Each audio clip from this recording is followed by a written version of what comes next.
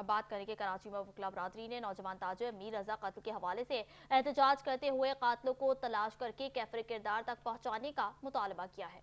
मुजाहिरीन के हमरा मीर रजा के वालिद मीर हसन ने कहा कि मीर रजा को इंसाफ दिलाए बगैर खामोश नहीं बैठेंगे। कत्ल की FIR दर्ज हो चुकी है। पुलिस जल्द से जल्द कातलों को तलाश करेगी।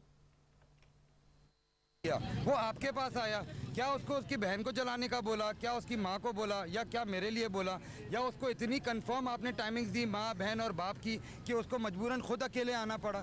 क्या वो बच्चा पढ़ा लिखा नहीं था? क्या वो थाने नहीं जा सकता था? मगर उसको ये आइडिया था ना कि मैं थाने जाऊंगा तो तब भी मैं फंसूंगा, तो वो अकेला चलता हुआ चला गया गन लेके।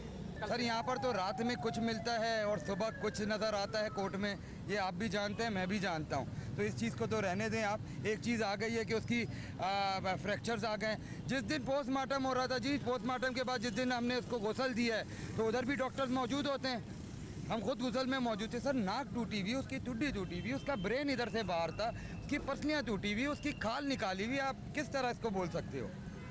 तो यहाँ तो ये निज़ाम है हमारा ऐसे ही है कि रात में पानी रखें और सुबह कुछ और मिले, बहुत सारी चीज़ें हो जाती हैं, तो वो चेंज हो जाता है। हमारा कानून इस तरह यहाँ का है। तो जब ये टेम्परिंग के लिए कर सकते हैं, नहीं सर ये तो चीज़ है ही नहीं ना, नैरेटिव सुसाइड का तो नैरेटिव ही नहीं है, इस पर तो बात करना बेकार है।